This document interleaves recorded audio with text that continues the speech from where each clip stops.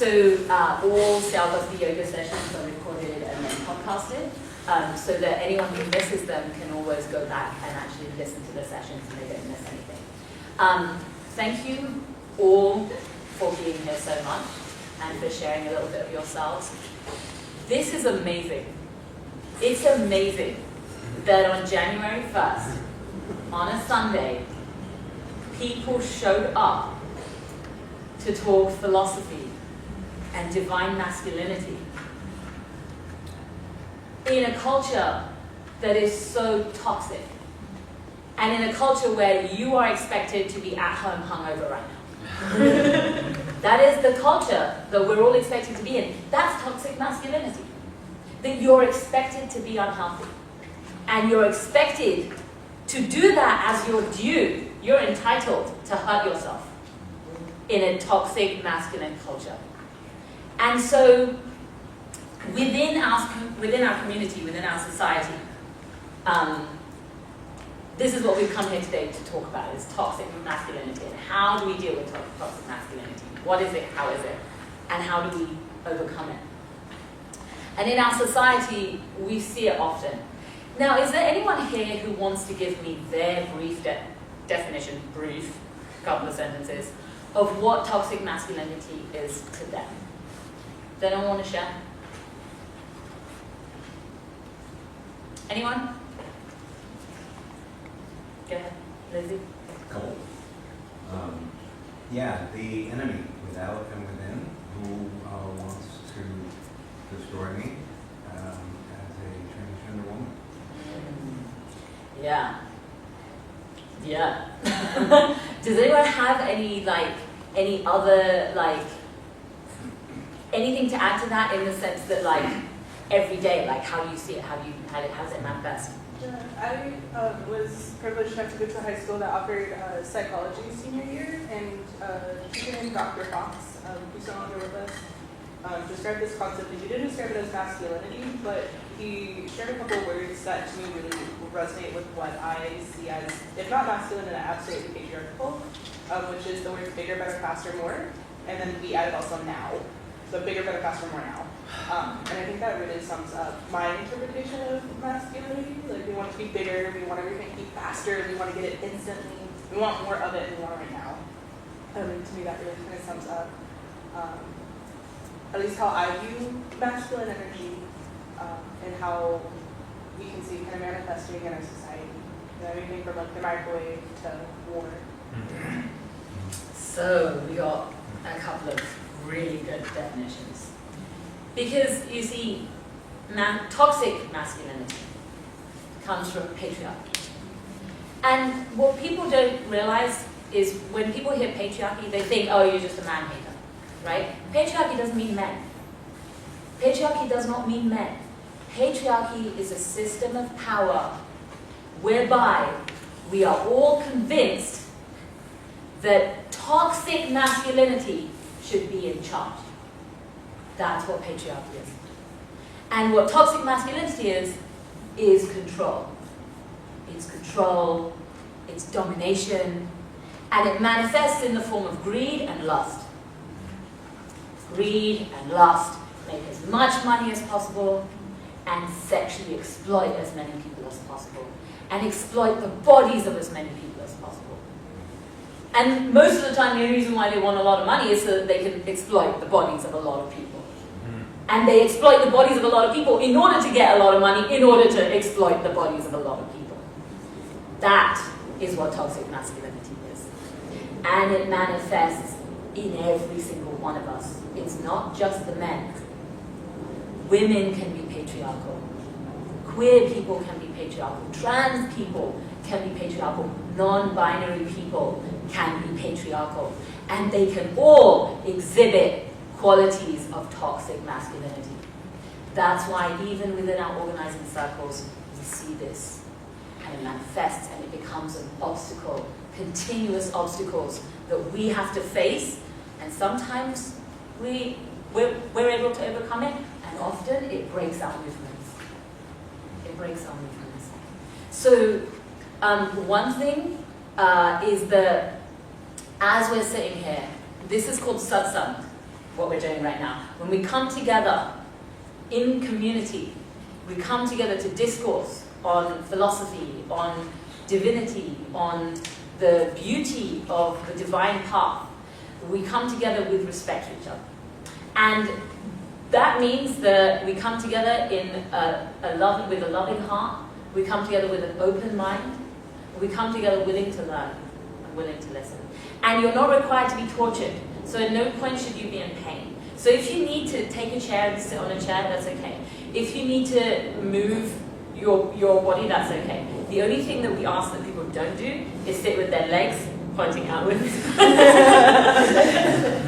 And the reason why is because there's an altar right there, and it is considered impolite to show the bottom of your feet to anyone, particularly the person teaching you, and God.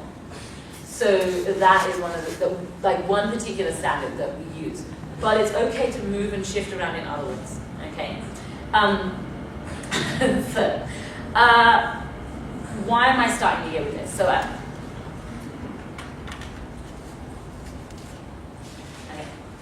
I thought it did something. Why am I starting the year with this? I'm starting the year with this, Michael brought up a little bit, that we're seeing this within our organizing. It's showing up. It's popping up within our organizing, within our personal lives, within our communities, within our families. And particularly in stressful situations like when winter comes along, when things get hard, when you're stressed out, when you're tired, when you're run down, when it's the holidays and there's a lot of pressure on, when you're supposed to be exhibiting toxic masculinity, spend, spend, spend. That's what this capitalist culture is, right? We just went through 2-3 months of buy as much crap as possible and give it to as many people as possible so that they can be as unhealthy as possible and expect to get a lot of crap back. That's what we just went through. That's going to bring out a lot of toxic masculinity tendencies. And so in some ways, during this time is actually some of the times when we see it the worst. And what you'll notice, especially within like our communities, where we're, justice communities, social justice communities, when we're organizing, often conflict comes up in the winter. And I've experienced this often, is that it will come up in the winter. The reason why is because during the summer, you're so busy getting out there and doing actions, you just go. And then during the winter, you have time to stop and think about all the ways that everyone else got on your nerves. And then you're like, oh, I'm really angry about it. And all of a sudden, but at the same time, it's a good thing because then that means that you're able to work it out. That means that you have an opportunity to come together, talk to each other, start to understand, why did I behave this way? Why did we behave this way? Why did we say these things? Why did we do these things? Why did that conflict come about? And so this time of year is a time particularly beneficial where we should be sitting and contemplating our interactions. We should be reflecting. And on New Year's Day, we should be saying to ourselves, do I want to continue to behave in this fashion? Do I want to continue these patterns of behavior? Do I want these patterns of behavior to continue around me? Or do I want to do something to interrupt that? Do I want to do something to stop that? Because as activists in a community that is fighting systems of oppression, we are constantly trying to interrupt that system. But if we're not interrupting that same system within ourselves, we are fighting a losing battle. So that's why I'm starting this. Because it was requested and because it makes sense, particularly for this time of year and particularly for what we're all experiencing. So, as I said, I talked about toxic masculinity, it comes from patriarchy. And what the point that was brought up was bigger, better, faster, now. Right? That's because capitalism, colonialism, racism all come from patriarchy. Right? They all bigger, better, faster. I want it now, now, now, now, now. That's capitalism. And that comes from patriarchy. Greed. I want. I'm never going to stop wanting. It doesn't matter how much I get. I still want more. Yeah? That's also lust. It comes from lust. Greed is a manifestation of lust. What is lust? Lust doesn't just mean sexual desire. Okay? Lust means wanting pleasure for your body. That's what lust means. And the patriarchy has told us that this should be the state you're perpetually in. You're perpetually in a state of lust and in a state of desire to satisfy that lust, but you're never going to satisfy that lust. Never going to satisfy that lust because you are not your body. You're not your body. The patriarchy has convinced you you are your body. That's what patriarchy does. It tells you you are your body, all you need to do is satisfy this body, and whoever you have to hurt to satisfy this body and fulfill these desires is your number one priority. So you have people going and colonizing other people, stealing their land, stealing their resources, stealing their water, killing their animals, taking their forests, destroying their environment, destroying their atmosphere, taking their precious metals and minerals and fossil fuels. We call them fossil fuels. That's a very arrogant capitalistic thing to call the body of Mother Earth. It's very arrogant. Coal, oil, gas, these are parts of the body of our mother. And yet we call them fuels. That is toxic masculinity implanted in your brain. It's been implanted in us. That we don't refer to that as the body of Mother Earth. We don't say, hey, stop taking out Mother Earth's blood. Stop cutting out her lungs.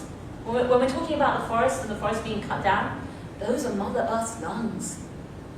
We're just cutting them out. Imagine if someone came up to you and cut out your lungs. Would you be able to breathe? No. And hence the planet gets hotter and hotter and hotter. Have you ever tried suffocating yourself? Have you ever done that? Have you ever got underneath a blanket and just tried to breathe underneath that blanket? How long could you manage without coming up for air? Because you were exhaling all this carbon, right? You were breathing in the oxygen. After a point, there wasn't any oxygen. Oh, can someone get open the door? At a certain point, there wasn't any more oxygen left, but you're still breathing out carbon. And what happened? It got really hot under there, didn't it? So when we see, we can see it within ourselves. We don't need to do a scientific experiment. We can see within ourselves what happens when you can't breathe. Mother Earth can't breathe. That is what toxic masculinity has done to our planet. And that is what it is doing to us. When you're in panic, what happens? You can't breathe, right? You feel restricted, you start sweating, you get really hot, you start to struggle, you start trying to struggle. It's a panic attack, right? You're trying to survive. That is a result of the toxic masculinity that we live in. Because in a toxic masculine culture, you're in this culture where you're told you always have to want. And you always have to fulfill your desires. But you're never going to fulfill those desires. So you always feel unfulfilled. And because you always feel unfulfilled, you're always feeling like you're a failure. You're always feeling like you're a failure. Oh, I didn't make enough money this year. Oh, I didn't have sex with enough people this year. Or, if I did have sex, I didn't have enough of that sex. I wasn't exploiting my body and someone else's body enough. I should have been doing it more. Right? Or longer. That's what we're told. And when we can't do that, we're failures. That's what we're told in a patriarchal culture. You are a failure if you cannot do these things. So because you feel like a failure, and if that goes on for too long, you get depression, you start to feel anxious, you start to feel stressed out, you take it out on others. Who do you take it out on? Those who can't defend themselves. Who do you take it out on? Those with no power in our society. You take it out on women. You take it out on queer and transgender people. You take it out on people of color. Right? If you work in a workplace, you'll take it out on those who are beneath you in your workplace. If you are in a position of any power, you will take it out on those beneath you. That's what toxic masculinity is. So now that we've talked a little bit about that, we see what the problem is, right? We're surrounded by this. And it seems like there's no escape. Hannah, are you comfortable? Oh, I wasn't sure. Christian, yeah. Afrin, do you want to come sit here? There's space here. I'm good. Okay, cool. So here's the thing. We see this, we experience this, we know this. There was no denial at all in this room as I was talking about this. Everyone was like, yeah. Right? Everyone gets it. We feel inherently that something is wrong with our society. Here's why. No one ever taught us what true masculinity is. No one ever taught us what positive masculinity is. And no one ever taught us what divine masculinity is. No one ever taught us that. We may have been brought up in cultures and societies that have shown God as a patriarchal figure, as a masculine figure, but even with that masculinity, there is toxic masculinity inherent within it. And so we reject it. But in truth, there is divine masculinity. There are philosophies that will go deep into this, that will explain it to you, but you never had access to it. And the access that you did have was bastardized and co-opted and stolen and twisted to make money. Why? Because toxic masculinity means you can exploit and take whatever you want in the pursuit of your desires. So they steal from other philosophies. They take from other people's cultures. They say, oh, I can take this, I can teach this. Doesn't matter whether or not I have permission from those cultures, from that lineage, from those gurus, from those masters.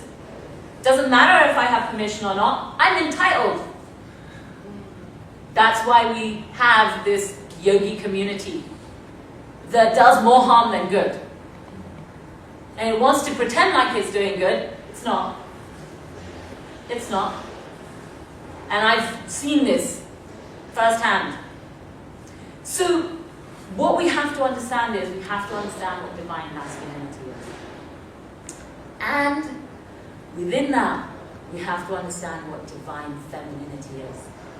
Because masculinity teaches us that anything feminine is inherently wrong. You run like a girl. Stop crying like a girl.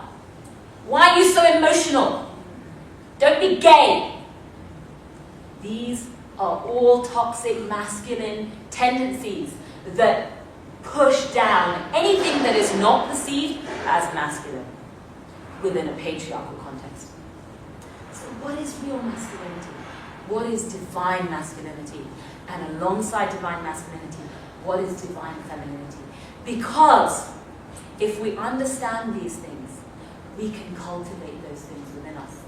And if we can cultivate those things within us, we have a chance at fighting the toxic masculinity that has been implanted within us.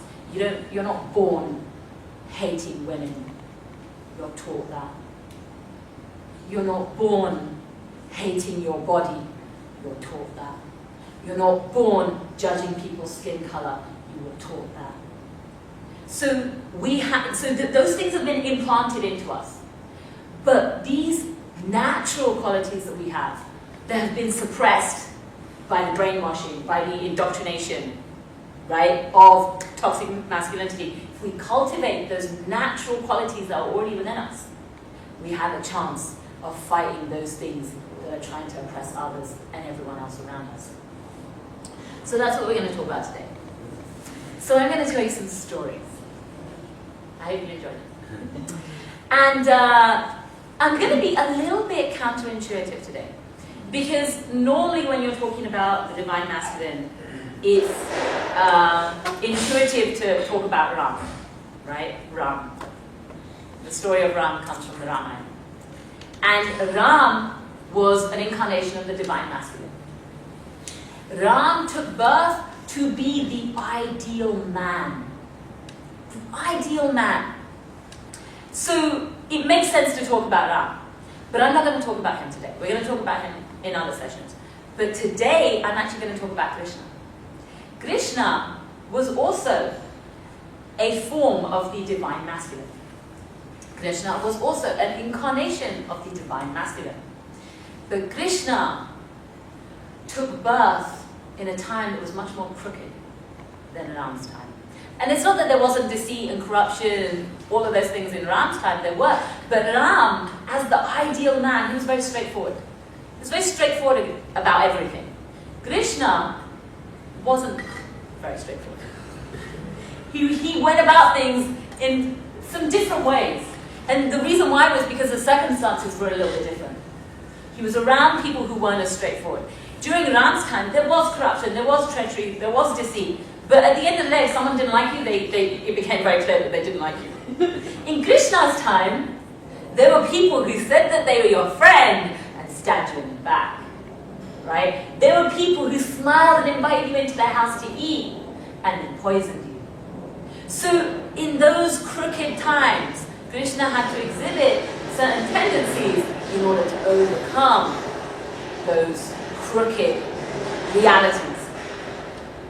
We live in extremely crooked times. We live in such times where, even within our organizing communities, there are moments when we don't know who to trust. We live in such times where, even in our families, we don't know if someone is trying to exploit our body. And so, what Krishna taught is a little bit more along the lines of what I want to talk about today. Because we're going to go deeper into the confusion within ourselves about who am I, and why am I here, and what am I doing, and why am I exhibiting these tendencies when I could be exhibiting these other tendencies. That's why I'm going to talk about Krishna today. So, there's a story. So Krishna was a divine descension of God, and he was the supreme person, and he was, had the ultimate power, and the ultimate strength, and the ultimate beauty, and the ultimate love, and all of those different things. Now, Krishna manifested alongside the divine feminine in the form of Radha. Radha and Krishna are one and the same. Okay, they are non-different from each other. So we tend to think of these things as different. Masculinity is different, femininity is different. No, they are within each other. And they come from each other. And they fulfill each other. And they are within all of us. Right? To be masculine doesn't mean, okay, let's figure out how to be a man. No, that's not the point. It would be nice if men did figure that out. That would be really nice. But the truth is we all have divine masculine tendencies. And we all have divine masculine qualities and divine feminine qualities. And that's why it doesn't matter whether you're a man or a woman or trans or queer or non-binary or anywhere on the spectrum. We can all exhibit these qualities. We can all manifest these qualities if we know how to do it and we're on the right path. And we have the right guidance. So in this story, Krishna takes birth in India. And he was a prince. And he had to do a lot of things in order to deal with the corruption within his own kingdom.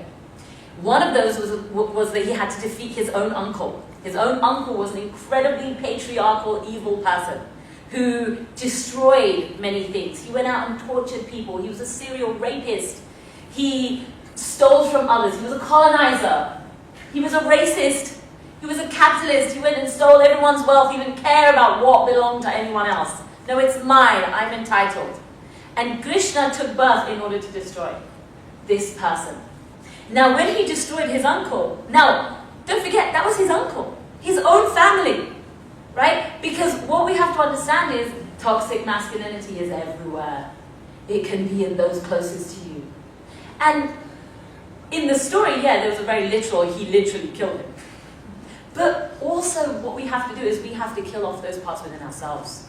We have to figure out a way to end it within ourselves and figure out a way to help those around us end it. But also one thing to remember is you can only help those who want to help themselves. Yeah, you have to remember that. So you are not responsible for anyone else's actions. You are not responsible. But if you can help, we should help. So within this story, Krishna kills his uncle, Kans.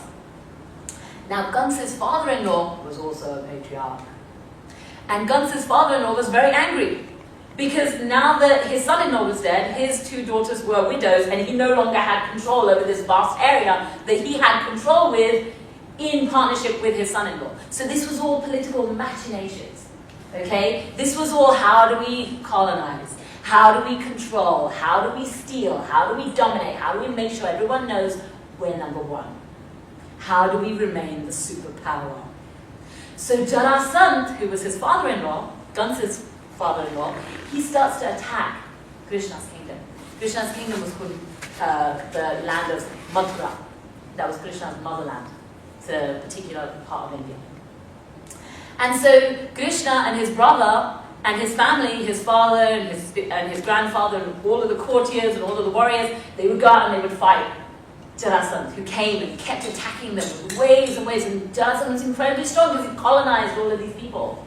So he had all of these lands and all of these armies and all of these resources. And Mathura was surrounded, holding him off with Krishna's power, holding him off. 18 times they did this.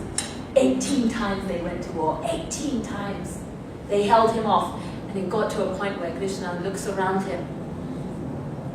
He looks around and he sees all the widows. He sees the last few remaining living men that they have, the warriors that they still have. And he says, we're not going to be able to hold them off for much longer. We need to find a way out of this. But he knows that Jarasandha is not going to stop. Jarasandha is toxic masculinity, and toxic masculinity is relentless. Greed and lust. Greed and lust, these two things are relentless. And so Krishna knows he's never going to stop. That means I have to do something to safeguard my people that takes them away from this threat, this continuous threat. And so he goes to his court, and he wasn't the king. His grandfather was the king. And he goes to this court and he says to the king, Sire, I have a proposal. With your permission, I will put it before the court. His grandfather says, of course. Go ahead, you're the savior of Mathura. You killed Gans. You saved us all from that tyrant. His own grandfather, Gansa's father, had been imprisoned by Gans. This was how evil Gans was. He imprisoned his own dad. And then he imprisoned his own sister, Devki. And he killed every child that she had so that they couldn't fight him. Krishna was one of those children. Krishna was her 8th son who got smuggled out of prison and raised in a different place. And then he came back to destroy his uncle. There's a whole backstory to it. I'll tell you about it. So his grandfather says, no, you're the savior of Mathura. Of course we will listen to any proposal that you have. Krishna says, I propose that our people move to a new land. And they say, what? What? He says, yes. They say, are you saying we should abandon our motherland, our birthright, the land of our birth, our people, where we have lived for generation after generation? You're saying we should run away? Krishna says, yeah. And they say, but you'll be called Ranchor. Ranchor means he who runs from battle. You'll be called a coward. You'll be called Ranchor. Krishna says, so? And they say, but your reputation. And he says, I'm not concerned with what people think about me. I'm concerned about my people. And I'm concerned about whether they live or die. I'm concerned about our culture. I'm concerned about our way of life. I'm concerned about our philosophy. I'm concerned about our women. I'm concerned about our children. I'm concerned about our holy ones who depend upon our protection. If we do not safeguard them, if we do not protect them, everything will be destroyed by this force, this patriarchal force. My reputation means nothing before that. It means nothing. What was Krishna saying? He was saying that our ego has nothing to do with it. When we really want to do the right thing, we let it go. When we really want to do the right thing, divine masculinity rises up. And what is divine masculinity? Protect. That is what divine masculinity is. And when you are protecting, you don't care what people think about you. You don't care. It doesn't matter. Krishna says, they can call me whatever they want. They can even call me Ranchor. But if they call me with love, I will answer. If you call Krishna with love, he will answer. That's why there's a temple to Krishna. And in that temple, Krishna is worshipped as Ranchor. It's my temple. It's my family's temple. My uncle served there as priests for generations and generations and generations. Ranchor is worshipped. Why? Because it's divine masculinity. Divine masculinity protects. Divine masculinity has no ego. Divine masculinity responds only to love, not aggression, not force. He's not just going to be endlessly fighting. No, there are times when strategic retreat is necessary. And it's not like he gave up. It's not like he was like, okay, we're just going to walk away. He was like, no, I'm going to move my people to safety, and then I'm going to work out a political maneuver to ensure that this person goes down, because this person cannot be allowed to continue. This colonization, this control, this capitalism, this patriarchy, it must end. But right now, we are not in a position to end it. We have to work towards that end. But at this point in time, we have to strategically retreat. So it's not just about, okay, suicide mission, off you go. That's not what this is. We're not just here to be martyrs. We have to be smart about what we're doing. We have to be smart about how we protect each other, because the movement matters. The movement has to survive. The movement has to live. And that means, if you're in danger, retreat, regroup, put up defenses, figure out how to preserve what you have, figure out how to make it thrive, and once you're thriving, you move forward. And that's what Krishna did. And when he moved to a new land, it doesn't mean he went and colonized a bunch of places. What he actually did was he created this divine island. He created a divine island in the ocean, surrounded on all sides by water, defended on all sides, right? And within this divine island, he created a space that was self-sufficient, that was entirely protected, that was beautiful, that had all manners of wealth. All of their basic needs were met, and all of their other needs were met. Basic needs are one thing: food, water, air, shelter, right? That's one thing, we all need that. But that's to survive. What do we need to thrive? We need love, we need beauty, we need peace, we need safety. Those are the things that we need to thrive. He created that. What does that mean? Oh, are we able to just go and create a divine island somewhere and live there and, oh yeah, everything's fine? You are that divine island. Dwarka. His city was called Dwarka. Dwarka means the city of gates. This is a gate. This is a gate. This is a gate. These are gates. This is a gate. All of the orifices of your body, those are the gates. Dwarka is you. And within Dwarka, Krishna dwelled. And he dwelled in Dwarka and he made it thrive. And divine masculinity manifests when the desire to protect manifests, when the ego is nullified and the will to love, the will to thrive, the will to be peaceful, the will to grant safety and shelter thrives. Krishna dwells. That is a sign that Krishna is dwelling within you. That's what that means.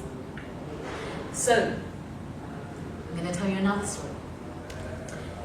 In this story, we're still within Krishna's lifetime. And you see, Krishna was, as you can clearly see, someone who understood politics. As you can clearly see, he wasn't just someone who's just going to come up and brute force, all right, let's just take it outside. He wasn't that type of person. He could if he wanted to be, but he didn't. But if the situation did not require that, and we could resolve it with talk, and we could resolve it with negotiation and peace and trade and all of those things, he was well up for that. And so, Krishna was someone who created a living example called Dwarka that everyone else looked up to. If we could be like Dwarka, the whole world would be perfect.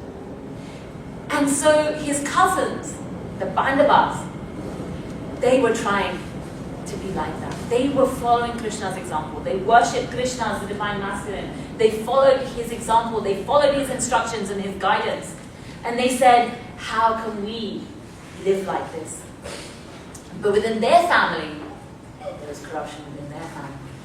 And the Pandavas were one branch of a larger family called the Kuru family. And the Kuru family was a very, very large ancient family that ruled Delhi, which is the capital of the motherland, of my people.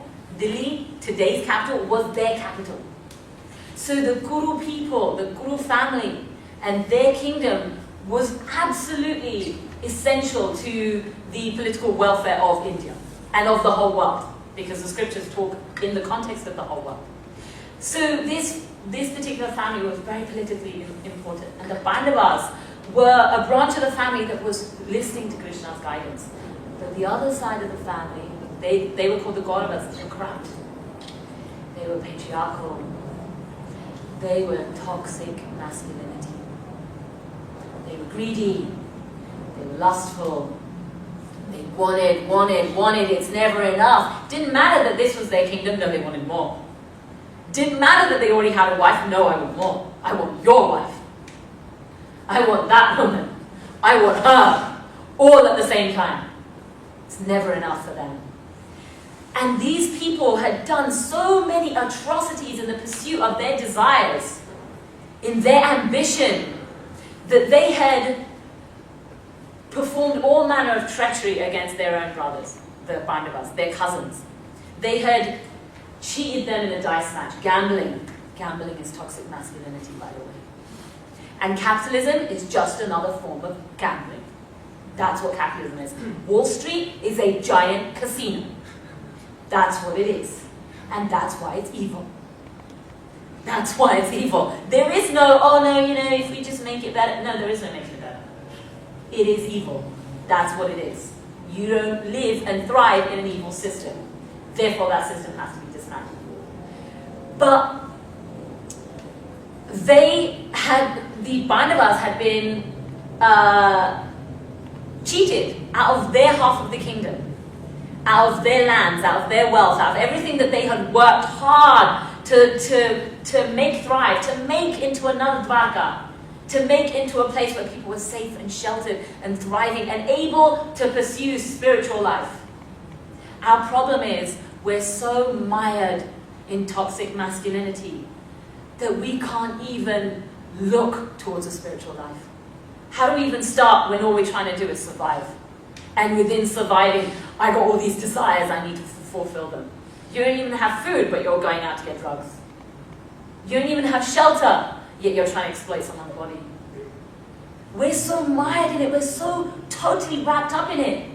There's no time, there's no way for us to even look for a spiritual life. But when you have your basic needs met, when you're safe, when you're in an environment that nurtures, you would be able to pursue those things that we all need in order to thrive. That was what the Pandavas were trying to create. That was what Krishna had created. That was what they were trying to create so that everyone could have this. And they were cheated out of that. It was taken from them. And in the process of that gambling match, their wife was also abused. Because remember, lust, greed. And so their wife Draupadi had been abused in horrific ways. Horrific ways before everyone. And so there became this enmity between the Pandavas and the Kauravas, the two branches of this family. And it got to a point of war, where the Pandavas said, we've tried everything. We've tried every single avenue for peace. We've tried every single negotiation for peace that we could, and we couldn't get it. The Kauravas were determined to go to war, because toxic masculinity says, I'm never going to back down from a fight.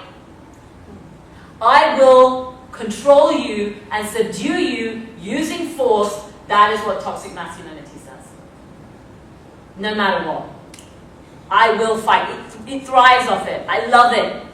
I want it. More, more, more. Have you ever seen that film, Fight Club? That film is toxic masculinity in a movie. That's what that is. All of these men get together and they're like, we gotta fight, we gotta do something to make ourselves feel like men. And even though they don't have any issue with each other, but they get together and duke it out for no reason. And that supposedly is how they feel good about themselves. It's really horrific. Because in that place, Dwarka cannot manifest. Krishna cannot dwell in that place when all you want to do is fight. But here's the thing. This was one family, right? They want to go to war with each other. That means if you're going to go to war, you're going to go to all your friends and your allies and your other family members, and you're going to ask them whose side they're on. Right? That's what you're going to do. When it comes to war, you're like, okay, we need to go round up all of our people. Which side are you on? You're on that side, you're on this side, who. So both sides went to Krishna, because this was his family, right? These were his cousins. On the Pandava side, Krishna was related to them, because the Pandava's mother, Kunti, was his aunt. And on the Kaurava side, Krishna was related to them, because Krishna's son was married to Duryodhana's daughter. Duryodhana was one of them. And his daughter was married to Krishna's son. So if you do anything to get on their bad side, then their daughter is going to make your son's life hell. And on this side, you don't want to upset your aunt and her children. Because, you see, what people don't know, and this is where everyone gets confused when it comes to spirituality. Why does God allow bad things to happen? What people don't realize is God is impartial. God is impartial. God loves everyone. We are all his family. We are all his family.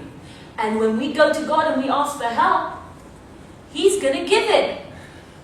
But he's going to give you what you want, because he loves you and he's your family. So Duryodhana and Krishna, Arjun, who was one of the Pandavas, both came to Krishna. Krishna's in his bedchamber. The gods let them in because they're his family. So there's no reason to bar his door against his own family. So the gods let them in. Krishna's sleeping in his bed. And Duryodhana came in first. And he saw that Krishna was sleeping. He was like, oh, fine. And he went and sat on the side on a chair, waiting for Krishna to wake up. If you've gone to ask someone for something, you don't want to rudely awake them, right? Like, you don't want to get on their bad side already. So he's like, oh, fine, I'll just wait. Arjun came in second. And Arjun came in, saw that Krishna was asleep. And he didn't sit down on the side. He went and he stood at the foot of Krishna's bed, his hands folded. He stood there, waiting. Duryodhana's like this, on the side. Krishna wakes up.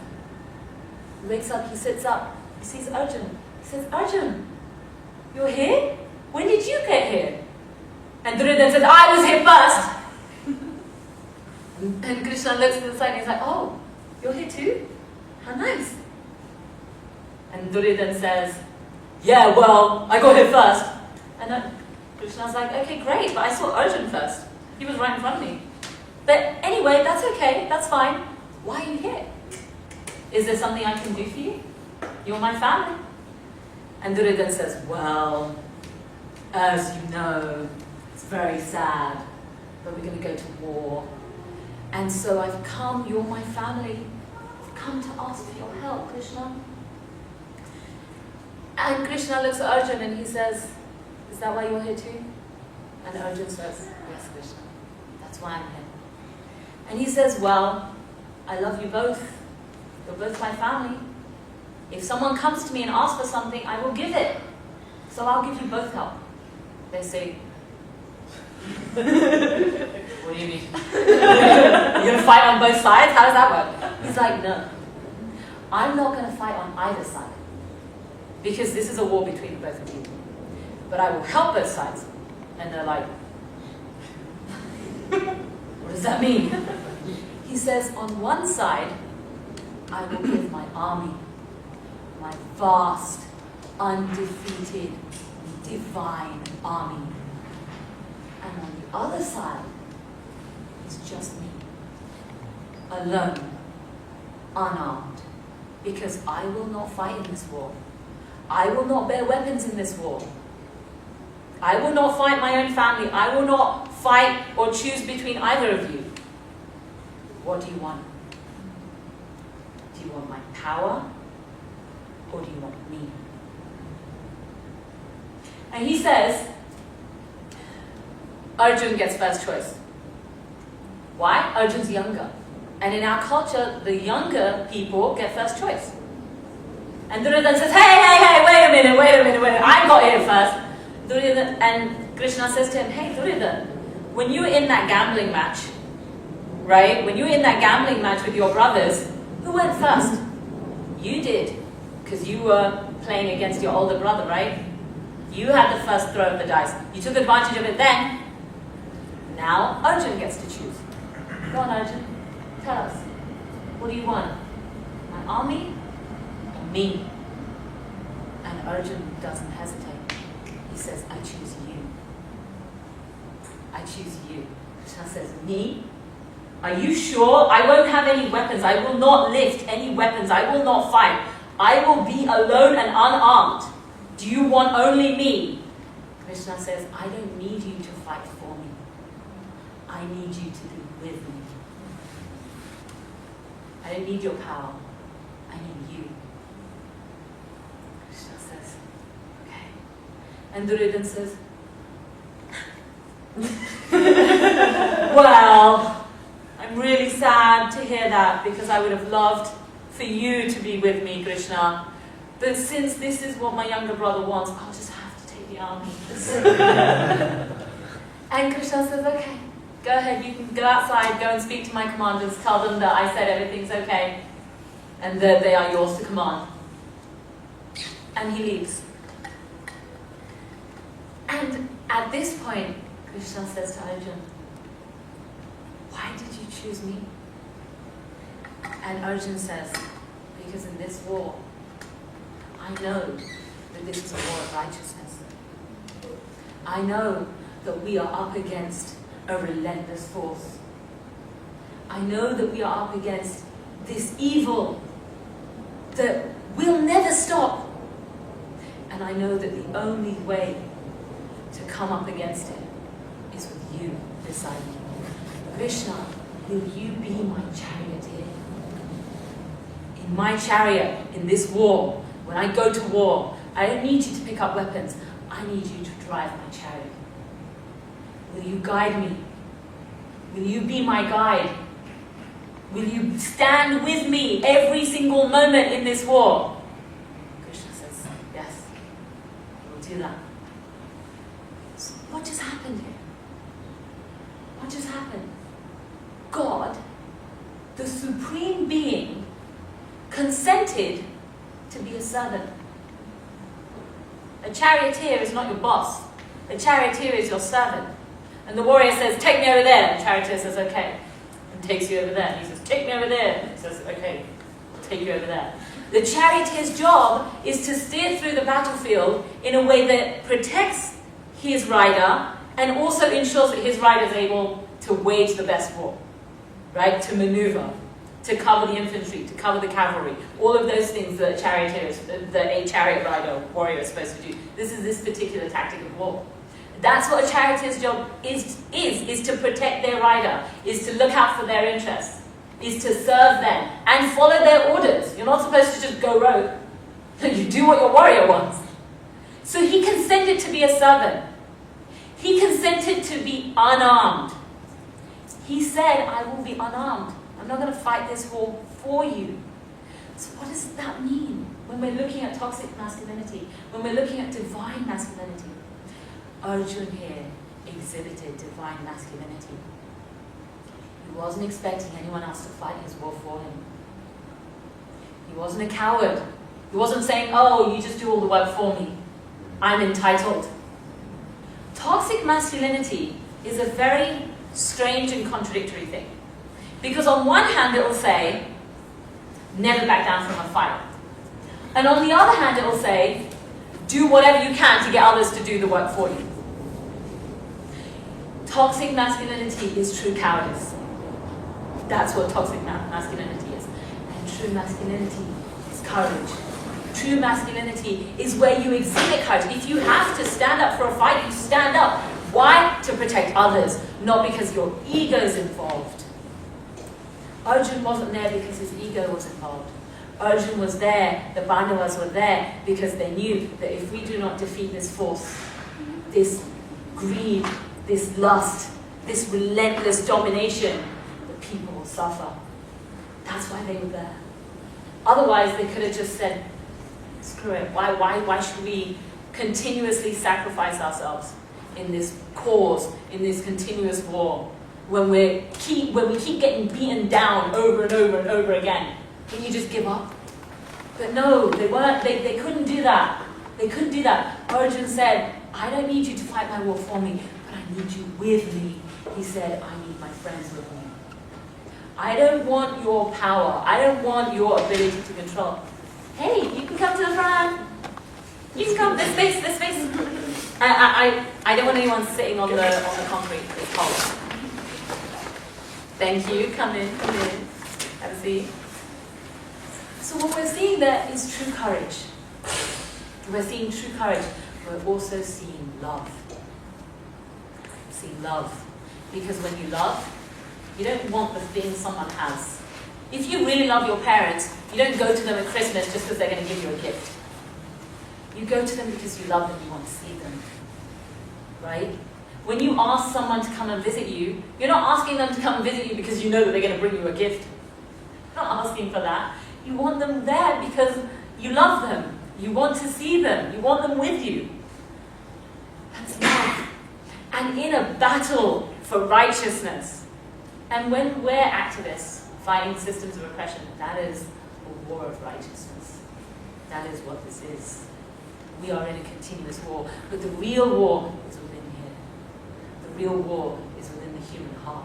The continuous battle between the patriarchy and the toxic masculinity within you and the divine masculinity that's also within you, the divine femininity that's also within you. So Krishna says, I will be with you. The divine masculine says, I will serve you. Not I have to be at the front, commanding everyone, telling everyone what to do. No, I'll do what you tell me. I'll do what you tell me. I'll stand by your side. Divine masculinity doesn't mean always having to be at the front. Divine masculinity doesn't mean always being the one that everyone glorifies. Everyone looks up to you. Oh, everyone's like, oh yeah, this person's awesome, this person's the leader. No, Krishna was leading from behind. Krishna was leading from behind. And Arjun knew that without Krishna's counsel, without Krishna's wisdom, without Krishna's guidance, that we have no hope of winning this. Without divine masculinity, without the wisdom of divine masculinity, without the love of the divine masculine, we have no hope of fighting toxic masculinity. That's what Arjun knew.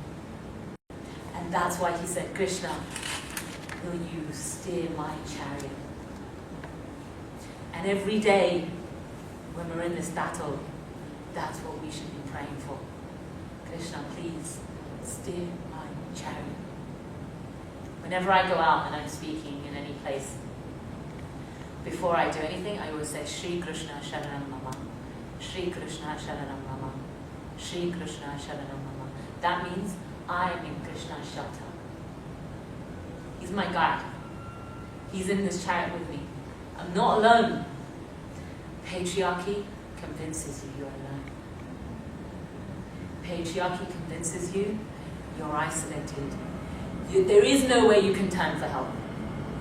There is no way you can turn for help. Who's going to help you satisfy your own body? Who's going to help you exploit other people? No one's going to help you do that, except other people who also want to exploit other people, and they'll end up exploiting you. That's what patriarchy does. That's why within a patriarchal system you can't trust anyone. That's why within a capitalistic system you're isolated and lonely and afraid. That's why within a racist system you're always judged by your color. That's why within a patriarchal system you're always judged for what sex you are, for what gender you are, for what your sexual orientation is. You're always alone. But within a cultivation of divine masculinity, you connect with others. When you cultivate divine femininity, you connect with others. That's why we do satsang. Satsang, when we come together, to discourse together, to talk together, to hear these stories together, to chant together, to sing together. That's satsang. We do that. Why? Because we're manifesting these qualities. And the fact that all of us managed to be here means that we're managing in our small way to resist the system. This is a radical act to be here. It's a radical act. It's an extraordinary act. And on January 1st, on a Sunday, it's amazing. So, what time is it? Make sure we have enough time. Okay, 2:30. So, I have another story, but we don't really have time to go into it, which is a shame. But I'm going to talk about the divine feminine quality. We've talked a lot about divine masculinity. But it's important to understand divine femininity. Within the Gita, right, the Bhagavad Gita is the divine scripture. The Bhagavad Gita is within the story of the Mahabharata. The Mahabharata is the story of this whole war that went on between the Pandavas and the Kauravas and their family. And Krishna is the hero of that story. He's not the one who fought the war. He's leading from behind. He's leading from behind. And as Arjun's charioteer, as the armies of both sides came to the battlefield of Kurukshetra, the field of the Gurus, that's what Kurukshetra means. This battlefield where this family, the family of humanity, is fighting itself. And in this battlefield, Krishna and Arjun sit in this chariot. And as Arjun looks upon the vast ocean of his cousin's army and the vast ocean of his own army, he says, I can't fight. How can I kill my own family? How can I destroy those closest to me? How can I fight my own blood? How can I fight those I'm supposed to love? He has a moment of weakness, of faint-heartedness. And you would think, and it's a good thing, right? Because it shows that he has mercy. But it's also weakness. Because remember, this is a war within the human heart. And within this war, there are going to be parts of yourself, the toxic masculinity within yourself, that you have to kill. But you're attached to them. You're attached to them. You love your addiction to cigarettes. You love it. You love your addiction to chocolate. You love it. It doesn't matter that people get exploited and children have to engage in slave labor and that this is actually destroying so many different parts of the world because they're cutting down forests in order to grow chocolate that cannot be grown in that climate because there's not enough water. We don't think about that. We love chocolate. There are going to be parts of yourself that you have to cut out, that you have to kill, and you have to kill them every single day. It's not enough just to be like, oh, okay, I thought we're done now. It's a continuous war every moment, in every day, in every movement, in every community, in every family. It's a continuous war. You and your ego, that's what the war is. And Arjun has this moment where he says, I can't fight. I can't fight. And in that moment, Krishna gives him the Gita. What is the Gita? The Gita means the Song of God. The Song of God, the wisdom of God. Krishna reveals to his devotee, to Arjun, he reveals all of the truths of this world. He reveals to him what is this war within the heart. He reveals with him this continuous battle with the ego, this continuous battle with lust, what we call patriarchy. That is what that war is. The systems of oppression that manifest, those are the outer ways in which this internal system of oppression manifests. The internal system of oppression is patriarchy, and it manifests in capitalism, colonialism, racism, sexism, homophobia, transphobia, in all of these different ways. Ableism, all of these different ways. And so, when he tells him this Gita, he says one thing. He says, among women, I am fame, fortune, fine speech, memory, intelligence, steadfastness, and patience. In other words, these are the qualities of divine femininity. Remember, the divine masculine and the divine feminine are one and the same. They are not different from each other. Radha and Krishna are not different from each other. So Krishna is saying, my divine feminine qualities are this: fame, fortune, fine speech, memory, intelligence, steadfastness, and patience. Now what does that mean? Fame. When you act for the right causes, when you step up to resist oppression, Arjun, you must fight. When you do, you exhibit fame. That is true fame. It doesn't matter what other people think of you. Remember, Ranchor. It doesn't matter what other people think of you. It's what you think of yourself. It's what you think of yourself. And when you manifest that, you manifest divine feminine qualities. It is divine femininity. When you manifest that fame, you will manifest fortune. What is fortune? Fortune doesn't mean money. Fortune means peace. When you step up to do something to resist injustice, the continuous anger against injustice becomes calm within you. Because you know, I did something. I did something. It wasn't much. Maybe I didn't win, but I did something. If you don't do anything, you will live with this continuous knot of anger within you, knowing that there's injustice out there and you're doing nothing about it. Because all of us within us have this inherent need to fight injustice. That is our nature. You know why? Because we come from the divine masculine. We come from the divine masculine and the divine feminine. It is our nature to fight injustice. It is our nature to uphold truth, to uphold divinity, to uphold love, to protect each other. That's our nature. And yet, we've been indoctrinated with all of these things that tell us you're alone, you're weak, you're helpless, you need to just consume, consume, consume. Take, take, take. That's how you're going to fulfill yourself. Except you're never going to fulfill yourself that way. And so, when we do that, we manifest fortune. What is fortune? Peace. Peace, that's what fortune is. And that is the divine feminine. And when you manifest that peace, you will also manifest fine speech. Fine speech, what does that mean? Fine speech. To speak the truth. To speak love. To speak of the path of devotion. This is Bhakti Yoga. Bhakti Yoga. I'm teaching you Bhakti Yoga right now. Bhakti Yoga means the path of love and devotion. That's what this is. When you manifest those qualities, you will say you will manifest fine speech. You will speak in a way that other people will hear you. Other people will hear you. Right?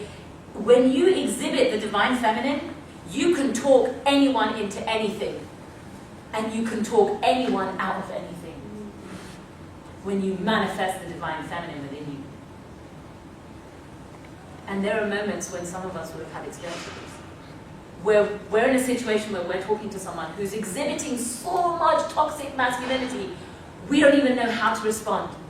And yet somewhere within us, there is a core of strength within us that tells us, be calm, hold strong, stand your ground, speak, say these words, say them, and somehow, you don't know how it happens, but somehow the situation turns.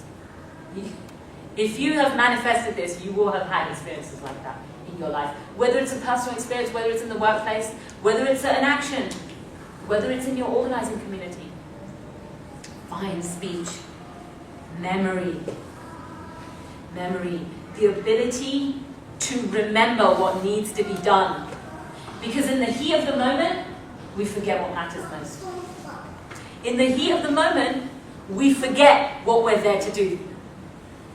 In the midst of an action, you might completely forget that you're there fighting the patriarchy. And you might just think of this person, this security guard, or this worker, or this policeman, or this whatever it is, as your enemy. You're not there to fight this person. You're up against the system. You forget. But when you're manifesting divine feminine qualities, you'll remember. You won't forget. You'll know what really matters, why you're really there, who you really are, what your true purpose is. And when you remember that, you manifest intelligence. Intelligence is a divine feminine quality. Intelligence comes from the divine feminine.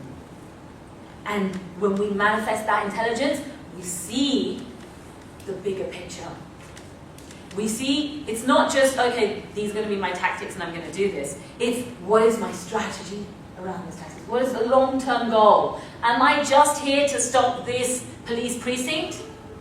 Or am I here to dismantle the patriarchal empire? Because that is just one small, tiny, little, minuscule step in the giant movement, in the giant war that we're in. So intelligence, when you manifest that intelligence, and beyond that, knowing that I'm up against this patriarchal power. Why? Because I am not my body. And therefore, this is a spiritual movement. It can only be a spiritual movement. It cannot be anything but a spiritual movement, because as long as people believe that they are their body, they will exhibit toxic masculinity. So intelligence will arise, and from intelligence, steadfastness. You'll hold your ground. You won't back down. Not in an egotistical, yeah, all right, let's take it outside then, way. Not in a, oh yeah, I'll fight ya, way. But in a, what is our true goal, and how do we get there, and how do we become relentless in getting there? And using our intelligence, and using our memory, and using fine speech, and using all of these things, how do we work our way towards that goal continuously? And within that, patience, knowing it's a long fight. This isn't all going to be solved in a day, or in a movement, or in an action, or in a, oh, this year, oh, but we didn't dismantle it this year, oh, never mind. No, people think that, oh, we didn't win immediately, therefore we're failures. That's toxic masculinity. Obstacles are going to come. They're going to show up. But when you manifest the divine feminine, patience will arise within you. You will know this is a long war, and I'm in it for the long haul, and not just in this life. Lifetime upon lifetime, you have been fighting this war. The problem was you didn't know it. That was the problem. You didn't know it, and we just fight relentless, lifetime upon lifetime upon lifetime. Even within your own body, right? If you look at it from a Western patriarchal scientific perspective, there are cells in your body. Next month, those cells will be replaced with other cells. The old cells will be dead, and you'll have new cells. So in effect, you'll be a new person. In effect, you'll be a completely new person. You'll be a new body, and yet you're still you in the same war. That is what has been going on for lifetime upon lifetime upon lifetime. And that's why we think, oh, you know, we fought World War II. Didn't we defeat the Nazis? No. Because we didn't defeat the Nazi within us. We didn't destroy the prejudice and the patriarchy, the control and the domination and the aggression and the violence within us. So we have to manifest these divine feminine qualities. And that's why Krishna says, Arjun, among women, I'm fame, fortune, fine speech, memory, intelligence, steadfastness, and patience. Arise, Arjun. Pick up your weapons. You're in a war. You are a spiritual warrior. That is what your purpose is. That is who you are. And if you were not a spiritual warrior, I would not be here with you in your chariot. I am with you here. I will always be with you here. Now the choice is yours. Krishna revealed all of this wealth of knowledge, the cream of all of the Vedas. The Vedas are our scriptures, the core of our scriptures. And our sages say the cream of all of the knowledge that is within the Vedas is contained within the Bhagavad Gita, is contained within the Song of God. So within the Bhagavad Gita, Krishna reveals all of these things. And, what time is it? It's 2:41. So we have 20 minutes left. Is there anything booked after this, do you think? Do you think we'll be kicked out immediately? I don't think so. Let me see. Okay, great. So we have time to do some chanting and a little bit of time for questions. If you want, we can do questions first and then we can do chanting at the end. Is everyone okay with that? Okay, we'll do questions and we'll have a progressive stack with questions. That means people who normally don't have privilege get to ask their questions first. So go ahead, raise your hand if you like.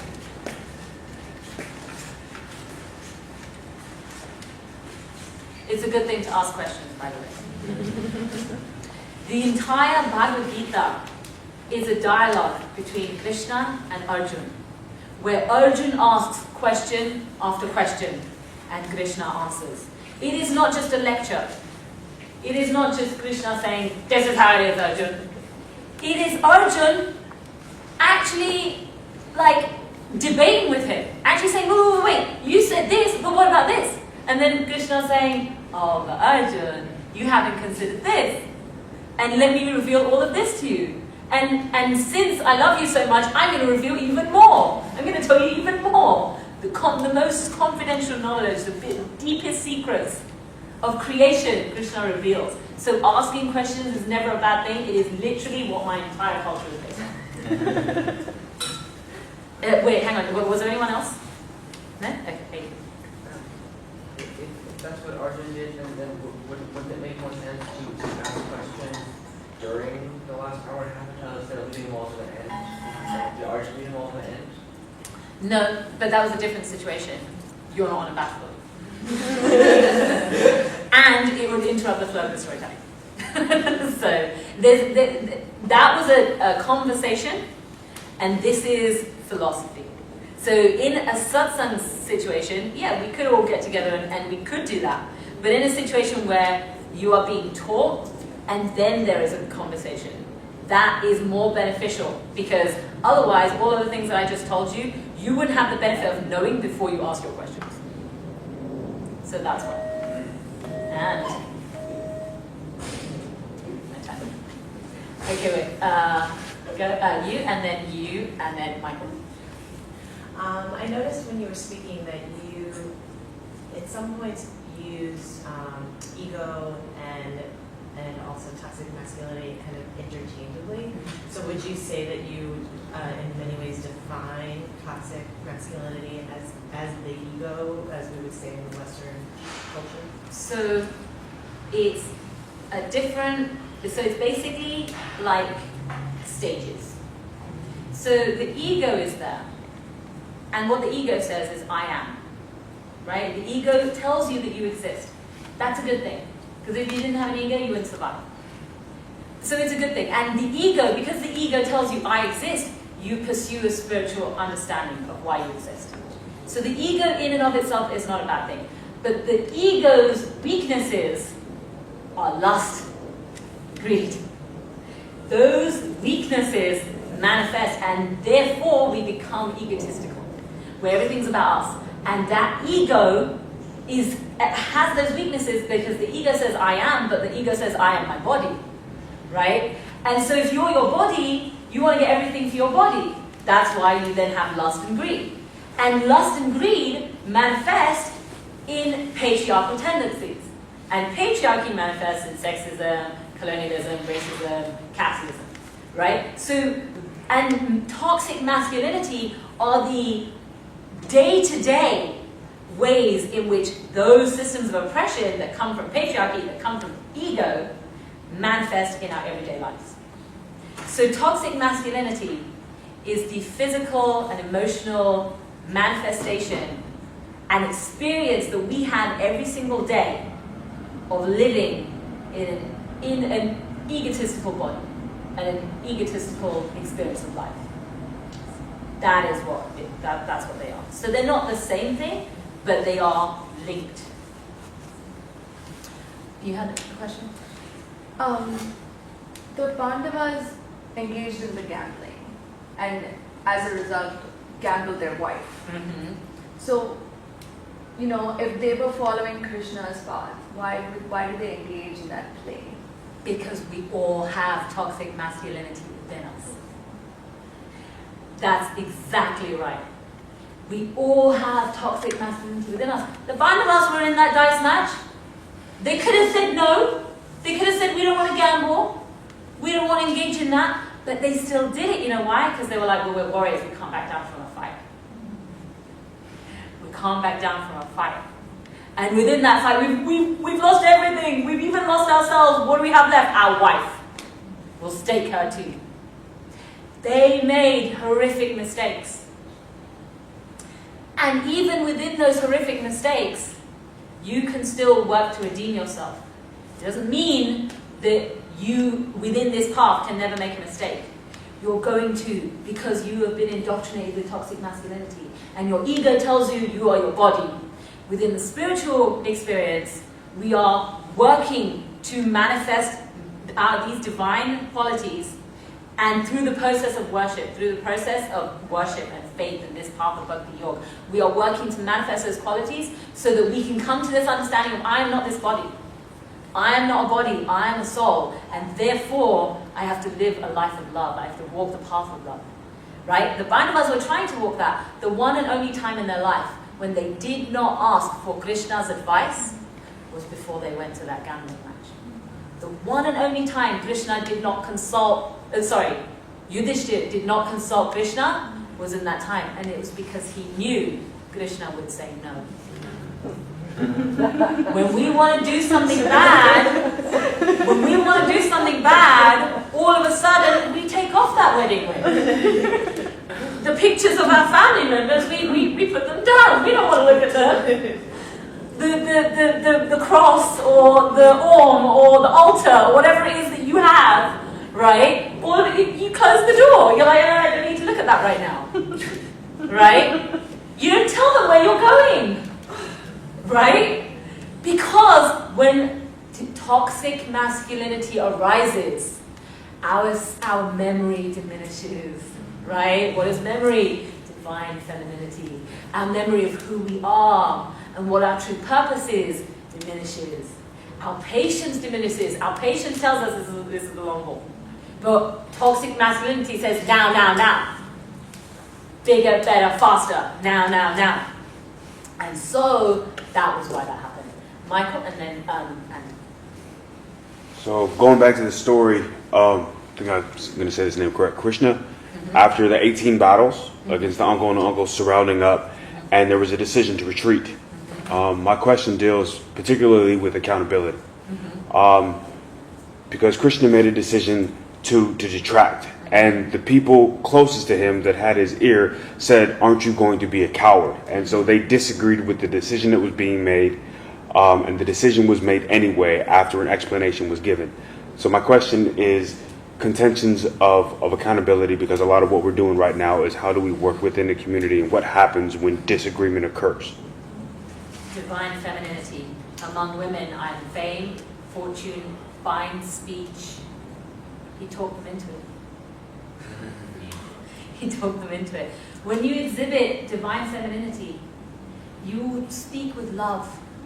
You'll speak from the heart. You will speak from a vulnerable place.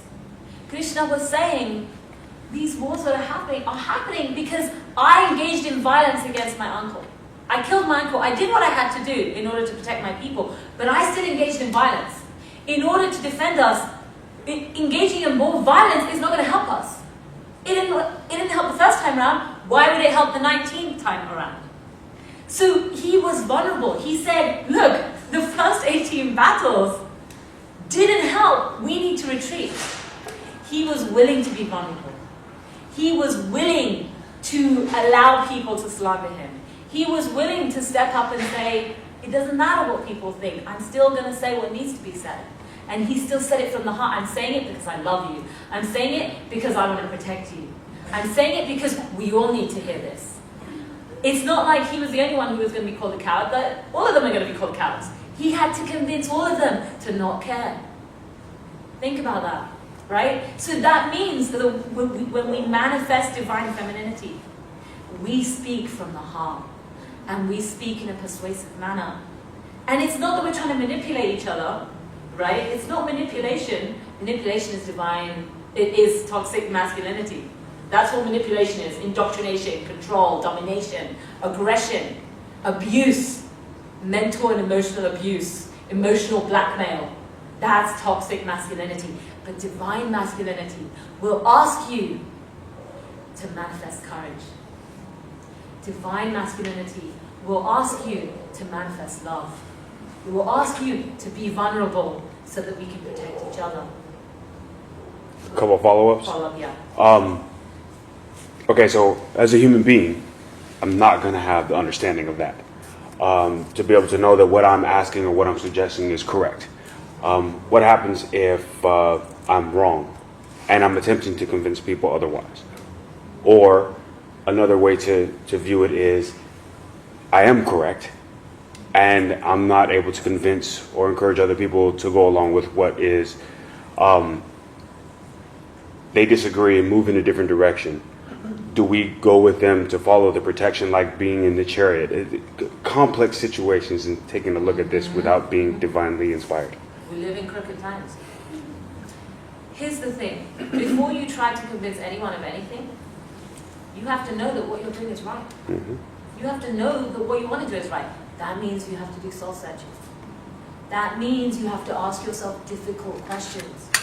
That means you have to go and look at your own actions and say, at what point was one of these actions or any of these actions or all of these actions toxic masculinity, right? Where is the toxic masculinity? What am I ashamed of here? What do I know I've done wrong? And what am I not aware of that I've done wrong? So you seek the counsel of others. You seek the counsel of those who you respect. In our tradition, we have gurus. In our tradition, a king would never go to war without consulting his gurus, without consulting those who come from a lineage of wisdom and non-violence and love. Yog, you know what yog means? Yog means to unite. To unite yourself with the divine, that is the path of yog. And there are different ways to do it. There are 4 different paths. We are talking about bhakti yoga, which means the path of love and devotion.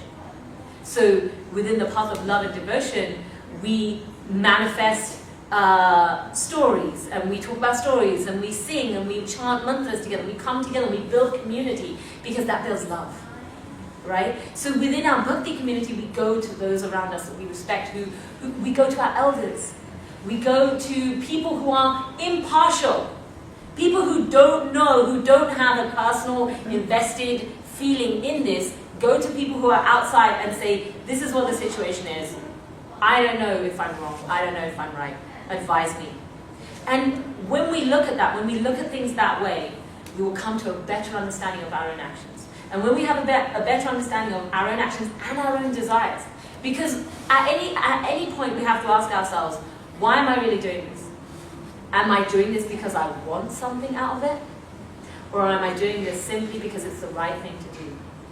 And the Gita, Krishna says to Arjun, Arjun, if you're doing this because you want something, because you want wealth, you want the kingdom, you want to exploit enjoyment, physical enjoyment, then you're fighting the wrong war.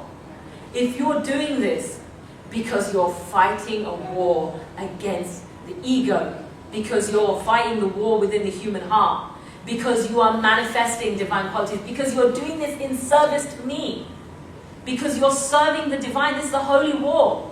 If you're doing it for those reasons, then you're fighting the right war. And if you're doing it for the wrong reasons, then you should be on the other side. That's why they're all there. So Krishna explains, never do anything wanting something out of it. Never do anything wanting anything other than God. That's what we should want. That's what our desire should be. It's natural to desire. We exist. It is natural for us to desire. What Krishna says is, turn your desires from the material to the spiritual. Turn your desires away from what the ego is telling you is me, my body, pleasure, pleasure, pleasure, lust, lust, lust. Turn it away from that and turn it towards love. Turn it towards peace, turn it towards beauty. That is what Krishna is embodying. Does that answer your question? Okay, Andrew? Things to help you like stay grounded and making the right choice. The idea like when the family did consult with Christians, I feel like a lot of times my life is split like my egos trying to reach this. like my spiritual side, I feel like that memory part really vibes with me because like makes you remember it, right? To Right. go in the right direction. So spiritual practice helps us to manifest these qualities, right? In the path of Bhakti Yoga, spiritual practice is engaged in developing a loving relationship with God, right? And we see God as a person because it's very difficult to love the cosmos, right? It's very difficult to love the void. Yeah, God is everywhere and nowhere. How do you love that, right? It's easier to love a person. And so within the path of Bhakti Yoga, that's why God is personified, right? God is Krishna, God is Radha, God is Ram, God is Sita. And God has many different forms, right? What do you gravitate towards? What do you gravitate towards the divine masculine, the divine feminine, non-binary, transgender? What do you want? Right? It's up to you. That's the beauty of Bhakti Yoga, because Bhakti is about love. And that's a two-way street. That's not just you're just giving and the other person is just receiving. Love is two ways. So God gives you what you want. So if you want the divine masculine, so for example, I gravitate towards Krishna because that's what I want. That's where I go. Some people would go more towards the divine feminine or a different form of the divine masculine, like Shiva or Ram, or any of these many different types that we see in different religions and different paths and different philosophies. So when we practice spiritually, when we practice every day with memory, with steadfastness, with patience, that helps to lessen the time we have to do bad things. I'm not kidding. It is a very practical concern. Srila Prabhupada, who founded the Hare Krishna movement, he told all of his disciples to do 16 rounds of chanting a day. 16 rounds. So one round, these are my beads, right? So one round is 108 beads. And you would chant the Hare Krishna Mahamantra on one bead, every bead, all the way around. That's one round. Hare Krishna, Krishna Krishna, Hare Hare, Hare Ram, Ram Ram, Hare Hare. That's one round. 16 times. If you're doing it fast, it takes 2 hours. If you're doing it slow, it's going to take a lot longer. Every single day. You know why? Because if you're doing it every single day, it's that less time for you to get involved in things that will be toxic for you. And not only that, but it's practice. And when you practice, you develop memory. Right? That way, when you're in a chaotic situation, in a situation where, oh my God, stuff's going down, you don't know what to do, but you're practiced in Hare Krishna, Krishna Krishna, Hare Hare, Hare Ram, Ram Ram, Hare Hare, that will automatically come to your lips. What fine speech? The finest speech is the name of God. The finest speech is the name of God. When you're in a bad situation, chant the name of God. Yeah, when you're in a bad situation, chant the name of God. When you're in a dangerous situation, or when you're in a situation where you really want this thing, chant the name of God. And you will find that the fires of lust within you, and that doesn't just mean sexual lust, it could mean any desire, but those fires within you, they will calm. They will calm, but chant it with love in your heart. That helps. And when you're in that situation, the moment you come to a realization that what I'm about to do is toxic, that's an opportunity. The amazing thing is that you even came to that realization. Most people don't even come to that realization because they're so enmeshed in it. They're so entangled in it. They don't even know, it doesn't even occur to them, this is toxic. Once you get to a point where you realize that you're about to do something toxic, stop. Immediately stop. Back away. Whether it's physically, mentally, whatever it is. Right? Back away. Ask yourself, why am I here? Why am I here? Why am I really here? What is my motivation? And ask yourself, can I ask Krishna if this is okay? If I know instinctively he's going to say no, I shouldn't do this. If it's a moral dilemma, because we have moral dilemmas where we don't know, it's okay to ask him.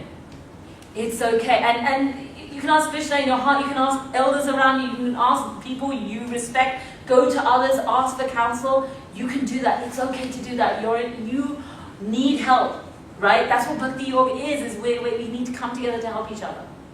So in those moments, spiritual practice is key.